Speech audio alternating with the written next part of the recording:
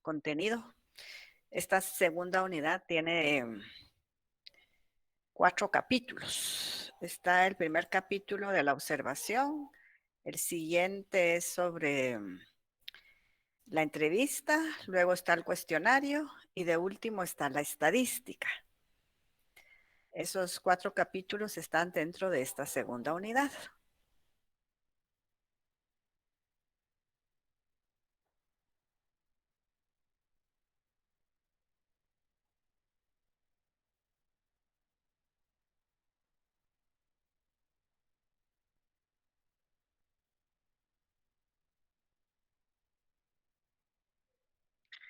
Así que voy a empezar por compartirles el documento de esta segunda unidad.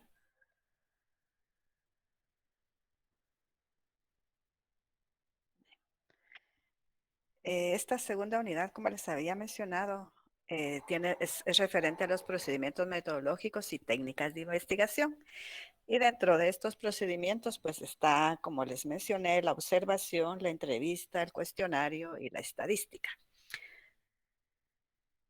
Aquí el investigador debe partir de las variables o categorías establecidas en la hipótesis o en el planteamiento del problema con sus respectivas definiciones operacionales.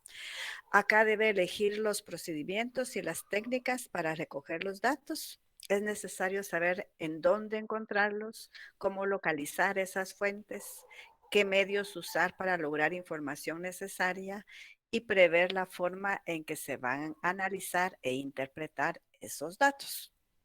También es necesario tener en cuenta la población a la cual se va a investigar y prever la muestra, también los recursos de que se dispone para llegar a ella, porque tenemos que tener la seguridad de que al elegir la muestra tenemos que tener también los recursos para poder obtener toda la información que se necesite de esa muestra que se elige.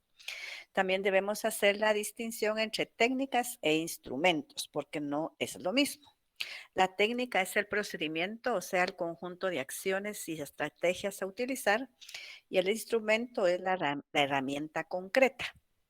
Por ejemplo, si la técnica es la encuesta, los instrumentos pueden ser el cuestionario o la guía de preguntas. Como todo procedimiento científico, la elaboración de instrumentos debe seguir un proceso riguroso con el fin de garantizar que los resultados sean confiables, válidos y objetivos. Y en este sentido hay grandes diferencias entre los métodos cuantitativos y cualitativos. Recuérdense que los cuantitativos, pues ahí están inmersos los números y son objetivos, y los cualitativos pues son subjetivos y son, como su nombre lo indica, las cualidades del ser humano en este caso. En un estudio cuantitativo, la recolección de datos se lleva a cabo por medio de instrumentos de medición. Se trata de evitar cualquier aspecto subjetivo que pueda contaminar los datos o provocar sesgos y elementos subjetivos. De cualquier manera, las técnicas y los instrumentos deben elaborarse en función de las variables o categorías derivadas del planteamiento del problema o de los objetivos trazados. De las definiciones operacionales se establece una escala de medición. De esa manera, cualquier concepto abstracto se transforma en un dato medible a partir de una respuesta observable y objetivamente percibida.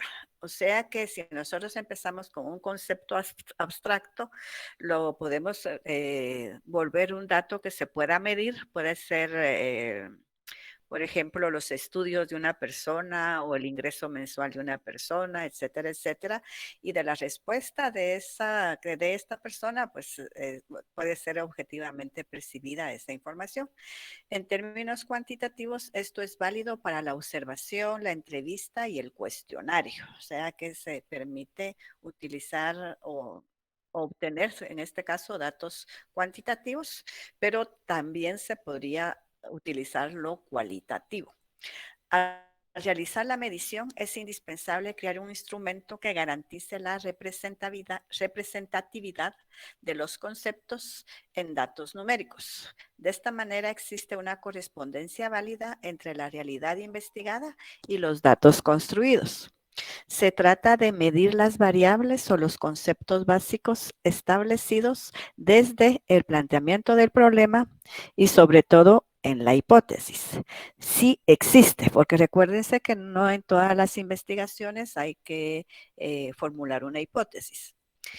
Por medio de la medición se debe poder cuantificar y estandarizar los datos. Por ello se requiere de tres características del instrumento que se debe de utilizar. O sea, este instrumento de medición tiene que tener tres características muy importantes, que es la confiabilidad, la validez y la objetividad. Si ustedes ven en su libro está esta gráfica donde indica que la confiabilidad es consistencia, es coherencia, la validez es pertinencia, son variables, y la objetividad no deben haber sesgos y no deben de haber tendencias. Entonces, vamos a ver qué es cada una de ellas. Solo permítame, voy a dar accesos.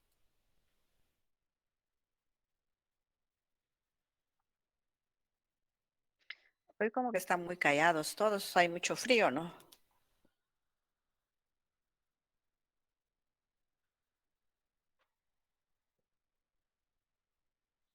Sí, licenciada, creo que es el frío que nos afectó a todos. Bien, entonces vamos a continuar. Por lo menos ya escuché que que sí hay volumen y me están poniendo atención, que sí se escucha lo que estoy hablando. Sí, licenciada, se escucha fuerte y claro. Ah, vaya, qué bueno. Bien, entonces la confiabilidad.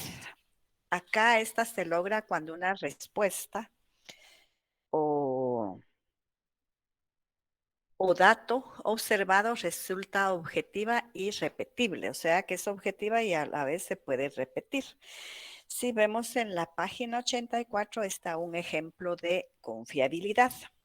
Dice, un cuestionario de orientación vocacional arroja que el aspirante se inclina por una carrera social humanística.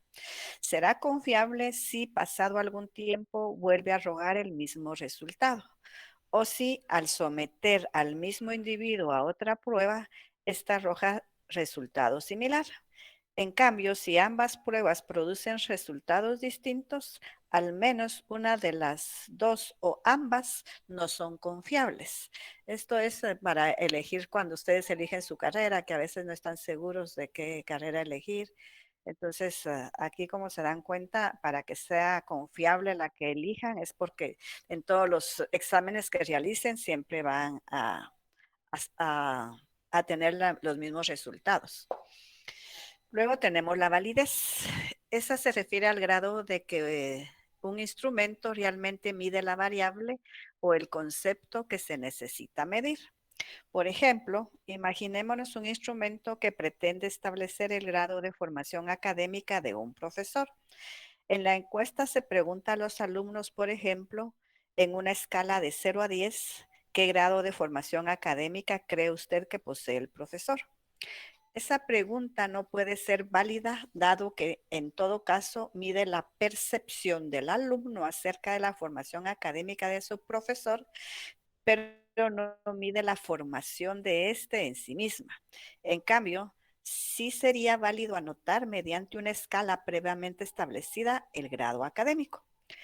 Si se tratara de una observación no participante, es necesario construir un instrumento que mida aspectos válidos. Por ejemplo, no sería válido anotar como dato de observación el tipo de ropa que lleva un profesor si lo que se está observando es las técnicas didácticas que usa en clases.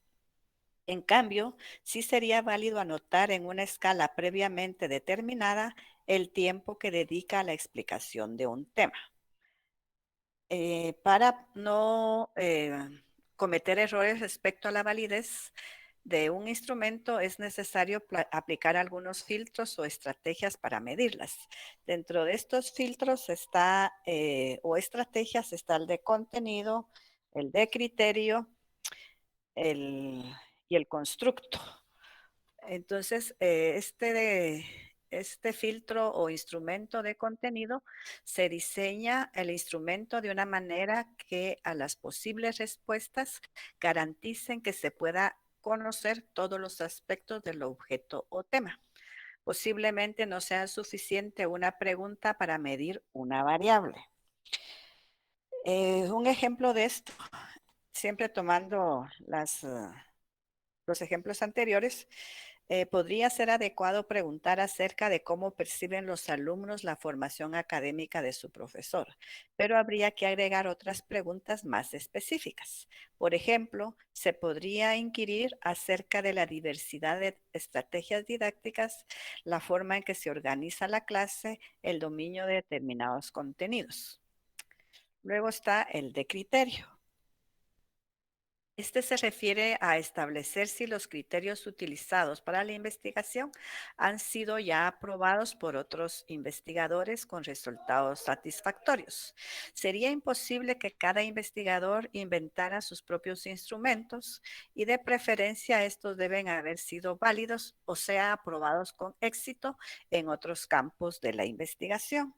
Entonces, a esto se refiere de que el investigador pues tiene el criterio de elegir qué instrumentos puede utilizar para su investigación y los puede hacer como propios en el momento que está realizando esta investigación. En algunas investigaciones es necesario innovar.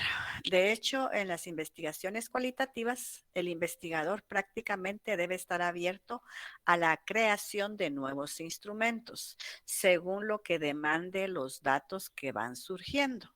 O recuérdense que aquí van surgiendo estos datos conforme se va realizando la observación. La validez de criterio puede ser la combinación de criterios para obtener una misma información. Por ejemplo, una encuesta puede registrar un pobre desarrollo académico del profesor si esta herramienta se compara con los resultados obtenidos en una entrevista realizada al profesor en cuestión y si ambos coinciden, el instrumento tendrá validez de criterio. O sea, deben de coincidir los resultados, ¿verdad? De constructo. Se llama así a un cuerpo organizado de teorías. Por ello, la validez de constructo se refiere al grado de madurez teórica reflejado en un instrumento de medición. Siempre los ejemplos que hay en el libro, yo les anoto los numeritos, como se pueden dar cuenta. En la página 86 está el ejemplo del constructo. Imaginemos que estudiamos las estrategias de evaluación empleadas por un docente.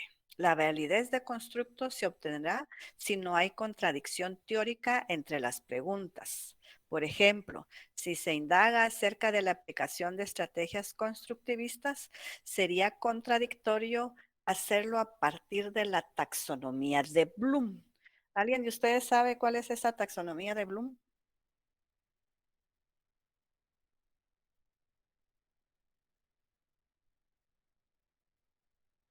Es una clasificación sobre cómo interpretar algunas cosas. Si ustedes en derecho vieron la pirámide de las leyes, ¿verdad? ¿Se acuerdan? Donde está Sí. de la más importante La y luego pirámide de Kensel, creo. la pirámide de Kelsen se llama, ¿verdad? Sí, bueno. Ajá, sí. Entonces, esta taxonomía de Bloom se parece a esa pirámide de Kelsen, o sea que va a permitir jerarquizar los procesos de conocimiento en diferentes niveles y va a servir para facilitar las labores de evaluación. A eso se refiere esta taxonomía de Bloom. No sé si quedó claro. Porque aquí menciona esto en el ejemplo, hacerlo a partir de la taxonomía de Bloom. ¿Sí queda claro? Sí, Leita, gracias. De mi parte, sí. Bien. Luego tenemos la última, que sería la objetividad. Esta se refiere a la ausencia de sesgos o tendencias del investigador. Un instrumento será objetivo si en su elaboración no se evidencian tendencias ideológicas, sesgos profesionales, elementos subjetivos, etcétera, de parte de quien elaboró el instrumento.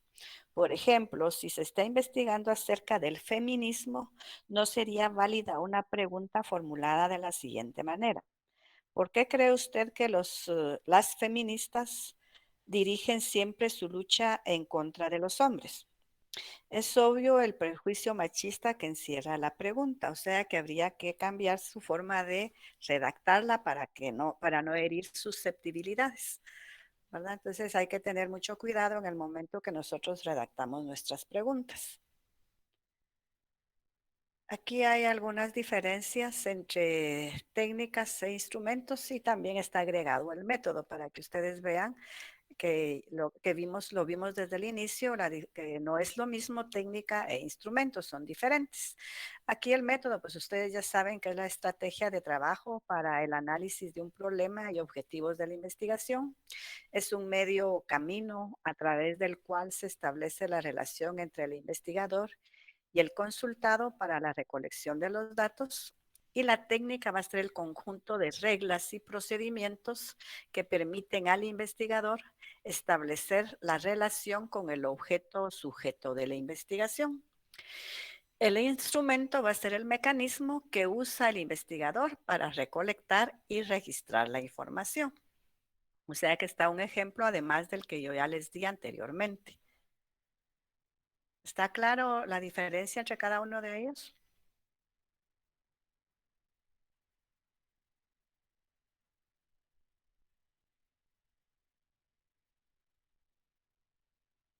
Sí, licenciada.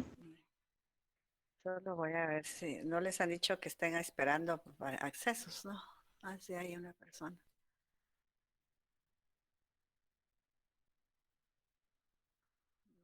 Hoy como que todos llegaron temprano porque sí ingresan más a esta hora que a la segunda, por lo que se ve. Bien, entonces ahora ya entramos directamente a la observación. Se señala la observación como la técnica idónea para la investigación cualitativa. Es en general la técnica de investigación por excelencia, ya que Platón señalaba el principio del asombro como motor para el conocimiento. Cuando una persona es capaz de asombrarse ante lo que observa, su espíritu lo empuja a examinar con mayor profundidad hasta dar un sentido a lo que percibe. Por medio de esta técnica nos acercamos a nuestro objeto de estudio de modo más directo con otras prácticas de investigación. Se señala que el mayor atractivo de la observación radica en la riqueza de datos que reporta, pues permite dirigir una mirada desde dentro del fenómeno que se estudia. O sea, además de que permite hacerlo desde dentro del fenómeno, también se puede hacer desde fuera del fenómeno. Hoy hay un ruidito de accesos.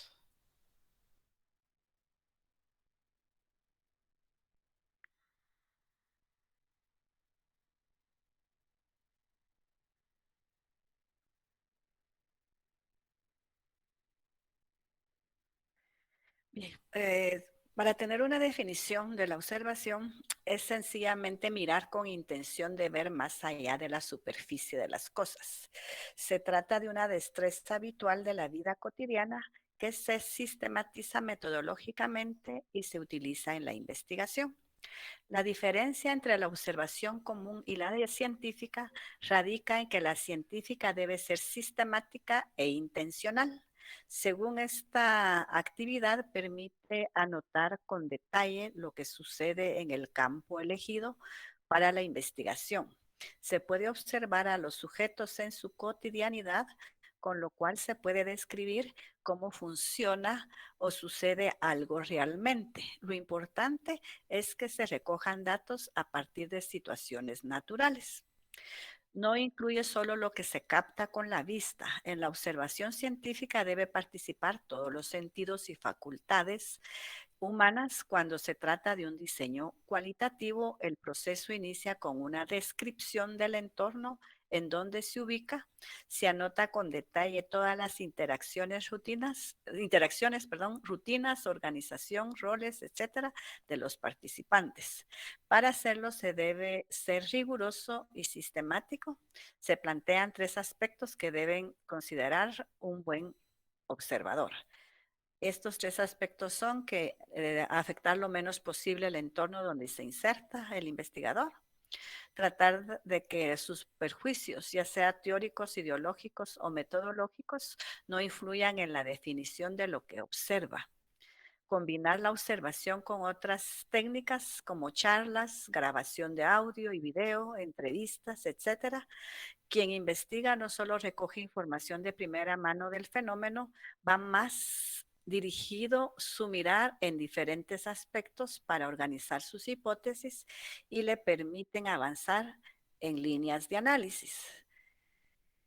Luego tenemos algunas clases de observación. ¿Está clara la observación? Esto recuérdense que lo vimos el semestre anterior, pero si hay alguna duda pueden preguntarme con toda libertad, por favor.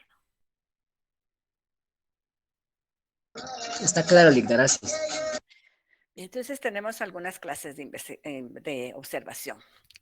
Todas las personas observan y extraen de ello información o interpretaciones acerca de lo que ven. Sin embargo, existe una gran diferencia entre una observación espontánea y una científica, como lo habíamos dicho anteriormente. La primera, que sería la espontánea, se presenta siempre y también, o sea, que se presenta siempre a los ojos de cualquier persona y sin ninguna planificación previa.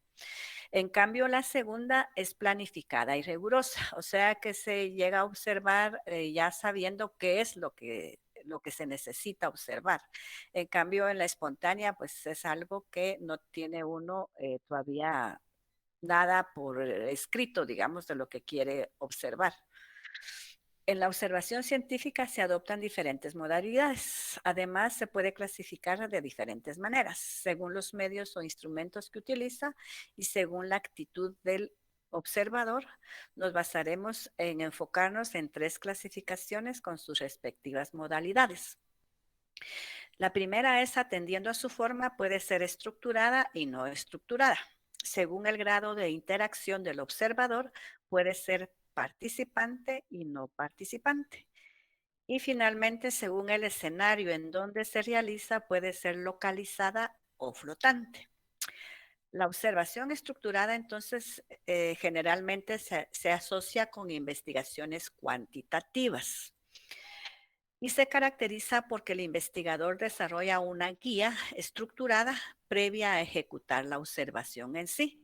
Por eso es que se asocia a las cuantitativas, porque ya se tiene por escrito lo que se va a observar. Se realiza una observación selectiva y solo se repara en los aspectos contemplados en la guía.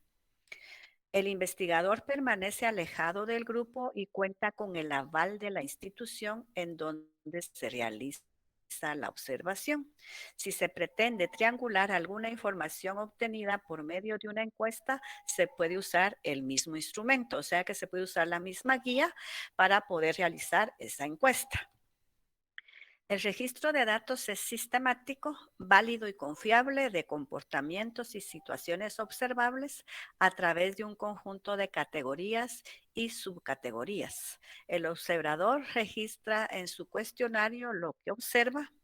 Para ello debe haber establecido de antemano lo que le interesa observar para cumplir con los objetivos de su indagación. Realizará una lista de elementos y le asignará un código a cada uno de ellos. En realidad, diseñará un cuestionario con aspectos predeterminados. Solo irá anotando los datos numéricos de acuerdo con la codificación establecida. Si vemos en la página 89,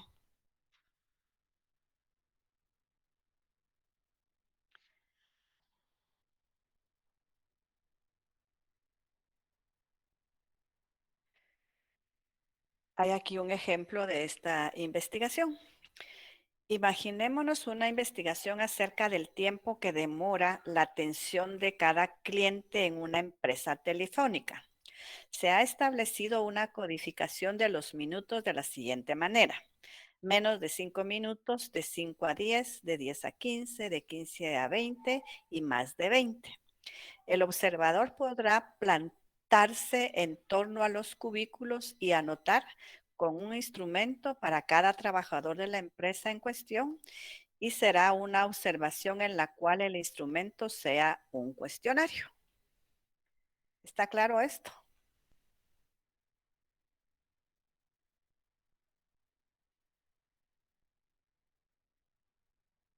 Sí, licenciada.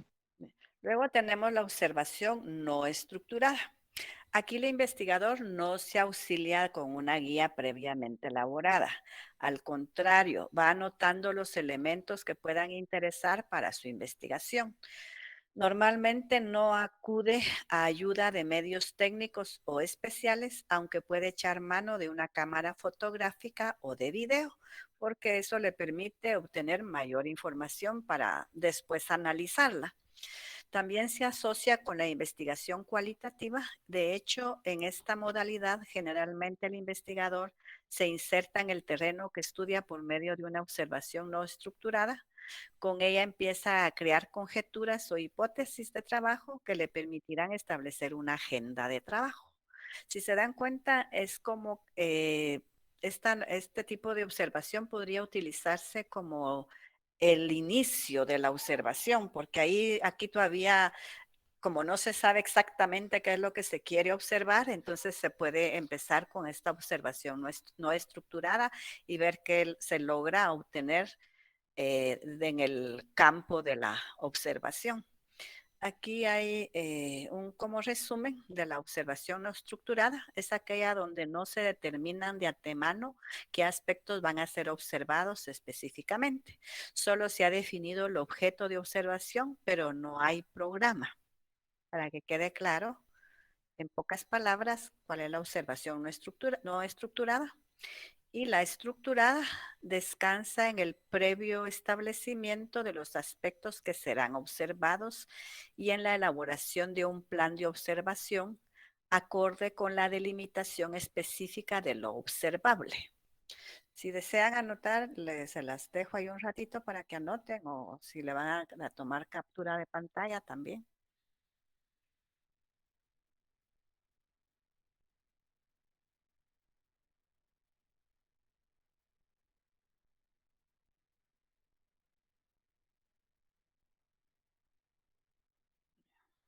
Luego tenemos la observación participante.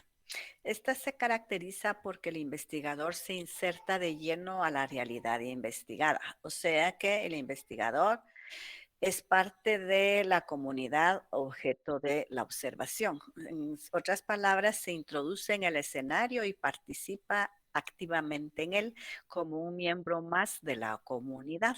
Esta se asocia generalmente con investigaciones cualitativas. De hecho, facilita el ideal de este paradigma investigativo. Recuérdense que el paradigma investigativo cualitativo es el paradigma interpretativo. Se capta la realidad desde la perspectiva de sus protagonistas. En la interacción con los informantes se logra información que no se podría obtener desde fuera o como un agente extraño. Señalan los teóricos de la metodología cualitativa que toda observación es participante, según estos teóricos, indicando que ningún observador puede pasar desapercibido y de cualquier manera altera la cotidianidad de la realidad observada, por lo que como un principio ético el investigador debe ser consciente de ello y comunicar a la comunidad observada su papel como observador. Esto es algo que aconsejan los teóricos, ¿verdad? Pero ahí va a depender también del investigador porque si se da cuenta de que al insertarse en la comunidad no afecta la forma de actuar de las personas, puede continuar con su observación. Pero si se da cuenta que le afecta, entonces le puede dejar de hacerla y luego que otra persona o otro investigador llegue, pero ya con otro tipo de observación que sería la observación no participante. Entonces es necesario un proceso de negociación que debe generar confianza en el grupo. ser explícito en el sentido de que se realizará un trabajo y va a obtener datos que después se utilizarán para sus interpretaciones. Estos deben sentirse cómodos con el investigador para ser espontáneos y no actuar en sus acciones. O sea que en este caso, pues que sigan, digamos, actuando de la misma forma que lo han hecho, haciendo como que no hay nadie que los está observando, ¿verdad? Sino que siempre están los mismos de la comunidad. Algunos aspectos básicos de esta observación participante que son muy importantes son, no se trata de una observación simple. Dentro de las exigencias científicas es necesario llevar en simultáneo ejercicios de interpretación del observado para ir trazando la ruta relacionada con qué fenómenos interesa seguir observando. También el observador no debe conformarse con anotar y analizar datos aislados. En todo momento debe tomar en cuenta el entorno en donde lo observado ocurre para ofrecer un panorama coherente. Solo de esa manera podrá captar los significados reales de los fenómenos. También el observador debe relacionar lo que observa con los datos obtenidos por otros medios, como las entrevistas, lecturas, etc. Esta observación es siempre emergente, va evolucionando conforme surgen los datos de interés. Aquí el observador debe saber registrar información importante. También es conveniente llevar para ello un diario de campo, una libreta o archivo electrónico en donde se vaya registrando aspectos que pueden servir para comprender el fenómeno en estudio. Puede auxiliarse también con cámaras fotográficas y de video, grabaciones de voz, etcétera. Si realiza investigación en ámbitos virtuales, debe saber utilizar herramientas tecnológicas para no perder información valiosa. Por ejemplo, si su campo de observación es el muro de un grupo de amigos, debe saber capturar pantallas, seleccionar estados, comentarios, fotografías, etcétera. La observación y el interés del observado deben ser dados por las teorías que sustentan la investigación. No se puede observar todo, por lo que se debe partir de una selección previa de la realidad. En este sentido, es necesario delimitar los aspectos que serán observados. Para establecer dichos elementos se propone definir las áreas de mayor relevancia para el estudio a partir de algunas preguntas claves, como quiénes están en el grupo o en la escena, cómo y con quiénes se relacionan los informantes, qué está sucediendo ahí, qué hacen, cómo lo realizan, a partir de qué interacciones, dónde está situado el grupo o la escena, los sitios físicos por los que se desplazan los informantes y las acciones vinculadas con cada uno de ellos, cuándo se reúnen o interactúa el grupo, cómo se interrelacionan los elementos identificados. Esta sería entonces la observación participante. No sé si está clara.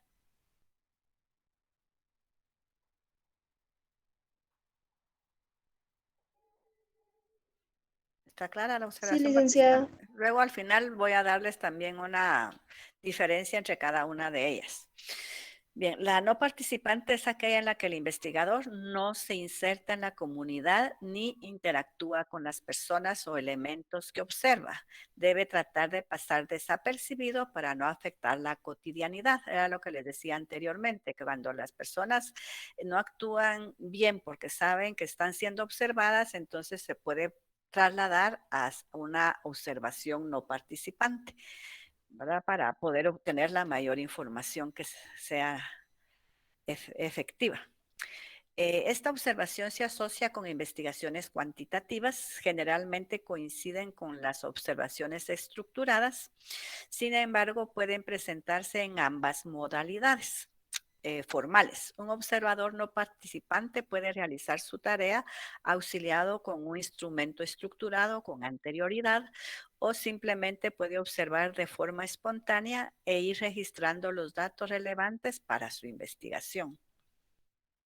Aquí está la diferencia entre cada una de ellas. La observación participante Cuando el observador se integra entre los observadores, al tener mayor proximidad al objeto, le aportará mayor posibilidad de información. Y la no participante se caracteriza por la no integración del observador al grupo observado. Se observa la situación desde fuera.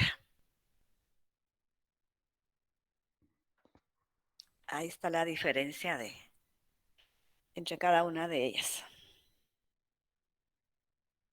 Luego tenemos la observación flotante o localizada. Con el desarrollo de las plataformas virtuales, muchas de las interacciones sociales se desarrollan en medios electrónicos, como computadoras, tabletas, celulares.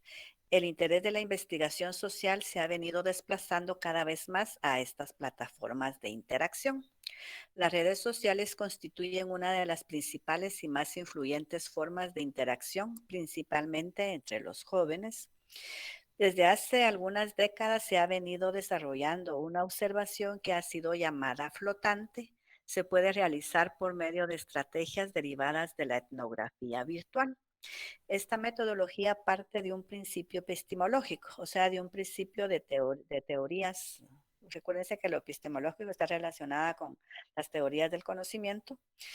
Estas metodologías serían las relaciones desarrolladas en ambientes virtuales, no se oponen a las reales, puesto que también lo son. Lo virtual se caracteriza por su desterritorialización.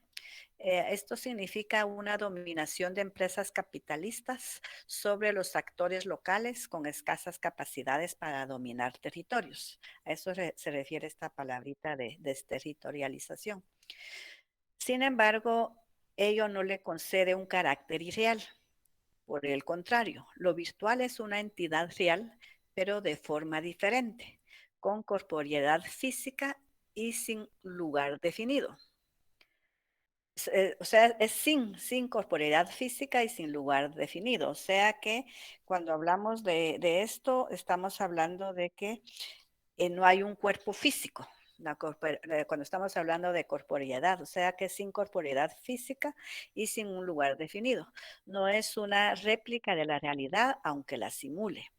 De hecho, las nuevas generaciones no hacen distinción entre lo que ocurre en las redes sociales virtuales y lo que sucede en espacios territoriales. Solo adaptan y reinventan los códigos para hacerlos compatibles con sus necesidades comunicativas. Aunque el Internet suele verse más como un gran espacio abierto, puede estar compuesto de lugares, pues los usuarios crean sus propios locales al reconstruir y representar porciones de Internet para que los otros puedan ver. Es una observación diferente a lo que los etnógrafos virtuales llaman observación flotante. La técnica fue heredada de la antropología urbana. Consiste en estar bajo toda circunstancia vacante y disponible, no enfocar la atención en un objeto preciso, sino dejarla flotar para que no haya filtro hasta que aparezcan algunos puntos de referencia y convergencia en los que uno llegue a encontrar ciertas reglas subyacentes. En el espacio cibernético, esta técnica suele usarse al principio hasta llegar a captar algún dato que desencadene una técnica más específica de observación o análisis.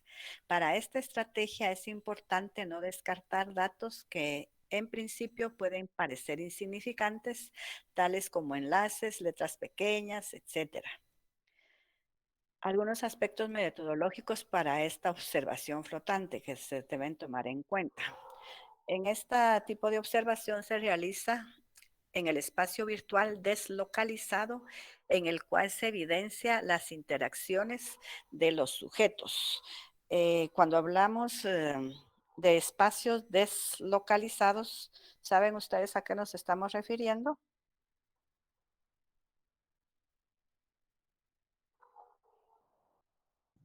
Que no hay un local específico. Cuando hablamos de esto de que se realiza la observación en el espacio virtual deslocalizado, Deslocalizado es, por ejemplo, ustedes se han dado cuenta que desde hace mucho tiempo hay muchas empresas que la casa matriz está en otro país y, y trabajan en otros lugares donde la mano de obra es más barata. Por ejemplo, el call center. La mayoría de call center que están aquí en Guatemala, la casa matriz no está en Guatemala. A eso se refieren los espacios virtuales deslocalizados. No sé si queda claro.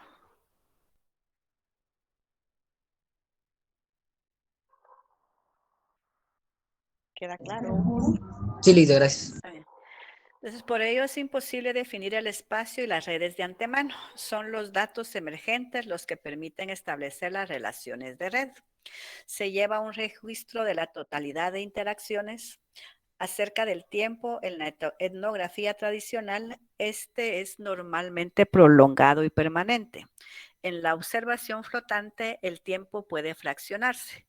Para ello se puede establecer periodos intermitentes. La etnografía tradicional usa como principal recurso de interacción investigador-sujeto-investigado la relación cara a cara, o sea, una persona enfrente de a otra, complementándose con una serie cada vez más variada de recursos, como pueden ser correos, chat, videos o videochat, etcétera. Lo anterior no quiere decir que la comunicación no verbal no exista o no sea importante, sino que ahora pasa por señales que no provienen del cuerpo o del entorno físico. En su lugar se utilizan formas distintas para incorporar señales del contexto socioemocional en el mismo lenguaje, como es el caso de los emoticons, que son símbolos formados a partir de caracteres fotográficos que representan de diferentes emociones. Entonces, esas son señales, digamos, no verbales. No sé si está claro todo esto de la etnografía del, de la observación flotante. Sí, licenciada, gracias. Sí, licenciada. Esto se asocia también, como les decía, con la etnografía virtual, ¿verdad? Luego, para poder nosotros realizar nuestra observación, necesitamos de algunos instrumentos auxiliares de la observación. Aquí el investigador, para poderla realizar de una forma científica, se auxilia de estos instrumentos o herramientas que le permiten desarrollar mejor su labor, como son la guía de observación que vamos a ver más adelante, las cámaras, grabadoras, diario de campo, cuaderno de notas, dibujos, esquemas, etcétera. A estos elementos de apoyo el investigador facilita o perfecciona su tarea. Estos ya los habíamos mencionado anteriormente, en el que el investigador puede hacer uso de estos instrumentos. La guía de observación, esta es una especie de cuestionario que el propio observador debe responder previo a llegar al lugar donde se desarrolla la investigación. Se establecen aspectos concretos que deben observarse, o sea que se debe de responder para ver si hay algunos errores previo a poderlo utilizar en el momento de la observación. Entonces, en el caso de una observación estructurada, estos aspectos se codifican y se estandarizan al máximo para responder a las variables que demandan los objetivos. Si se parte de un esquema cuantitativo, los elementos observados deben estar codificados al máximo, de manera que deje un mínimo margen de subjetividad por parte del observador. Previamente se establecen las categorías o variables que deben observarse y, de ser posible, valores numéricos para cada una de ellas. En el caso de la observación no estructurada, la guía es útil para no perderse en un mar de datos observados. Se establece de antemano los aspectos que interesa observar y sobre esa base se realiza esta tarea. Esta guía puede ser flexible, sobre todo en investigaciones cualitativas. Un ejemplo de las guías de observación lo constituyen las fichas. Se trata de instrumentos en los que se anotan elementos relacionados con alguna variable del proyecto de investigación. Si ustedes ven en la página 94 del libro, está un ejemplo de ficha. Está el aspecto, tiene 3 respuestas, sí, no, a veces. El aspecto dice aclara el propósito de la actividad, entonces ahí se debe de marcar si sí o no o a veces, aclara dudas e inquietudes, facilita la participación activa, respeta opiniones divergentes, entonces ahí se responde en esa ficha de trabajo. De igual manera, esta ficha de observación puede estructurarse mediante una escala valorativa. En este caso, previo a efectuar la observación, se realiza una operación llamada codificación. Se convierte en aspectos cualitativos en datos numéricos que permiten después su tabulación y procesamiento estadístico. En la misma página está al final otra ficha de observación también con el aspecto que hay que observar, solo que las respuestas tienen que estar numeradas o están numeradas de 1 al 5. Por ejemplo, el aspecto es dominio del tema, puede anotar 3, 4 o 5. Dominio del auditorio, también la numeración que considere. Capacidad de improvisación, también la numeración que se considere. Dinamismo, también la numeración que se considere. Entonces, estas sería la guía de observación que se puede utilizar en cualquier investigación que se puede realizar por medio de la observación. No sé si hay dudas, continúo para terminar o nos quedamos acá porque, bueno, ya son las 45. Si gustan, terminamos. Ustedes me dicen.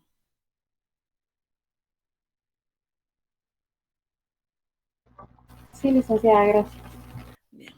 Entonces, además de la guía de observación está el diario. Este es un relato en el cual se anotan las experiencias cotidianas.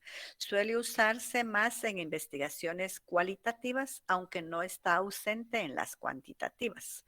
La utilidad radica en que puede dar cuenta de la evolución del fenómeno observado. También puede servir para dejar registradas las vivencias experimentadas por el sujeto que investiga. También está el cuaderno de notas. Este es un instrumento que sirve al investigador para anotar informaciones, datos, referencias, expresiones, opiniones, dibujos, etcétera. También es más común en las investigaciones cualitativas. En ambos paradigmas investigativos conviene sistematizar las notas y los apuntes porque son importantes a la hora de eh, redactar el informe específico de la observación. También está la cámara fotográfica, que es una herramienta indispensable. Es igualmente útil en investigaciones cuantitativas como en las cualitativas. En las cuantitativas se suele usar para registrar imágenes estáticas o en movimiento.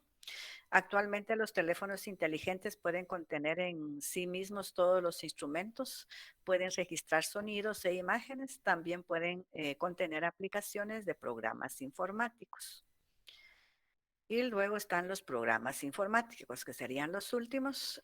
Aquí con el avance tecnológico se han creado programas que ayudan a sistematizar la observación y a dejar un registro minucioso y objetivo del universo observado. Ejemplo, las hojas de cálculo de Excel pueden resultar muy útiles para registrar una enorme cantidad de datos por medio de operaciones sencillas y bien organizadas.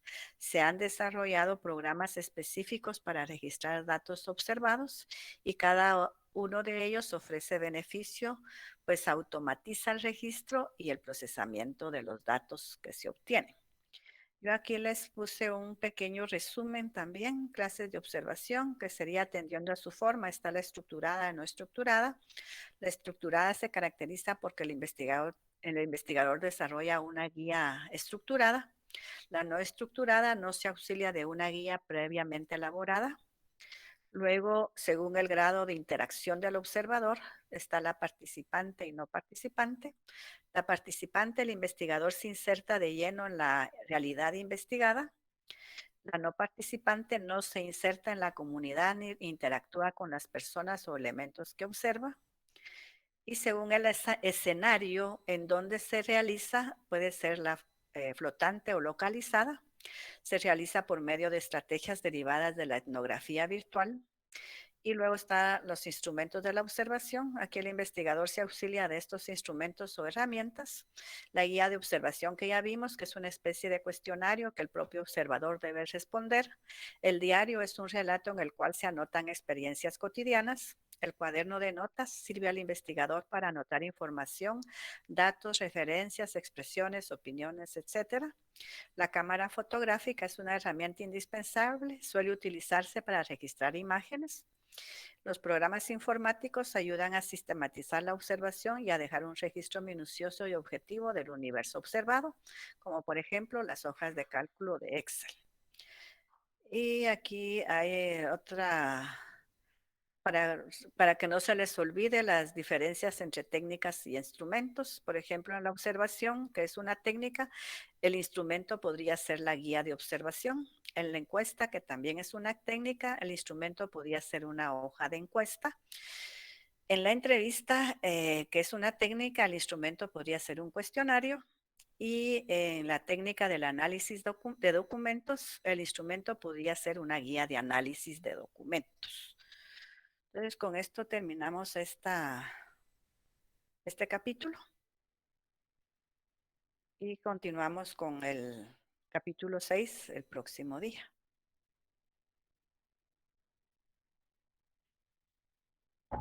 Gracias, licenciada. Gracias, licenciado. Buenas noches. Feliz noche. Gracias. Feliz licenciado. Feliz noche. Feliz fin de semana. Gracias, Les aviso si licenciada. hago el Feliz examen noche. el extraordinario. Noche. Les aviso si hago el examen extraordinario el domingo o el sábado o lo hago tal vez entre semana después de las 8. Siempre les digo. Pero que se los hago, se los voy a hacer. No se preocupen. Feliz noche, licenciada. Feliz noche, Manuel. Gracias, licenciada. Feliz noche. Gracias, Lick. Feliz noche. Feliz noche. Feliz noche.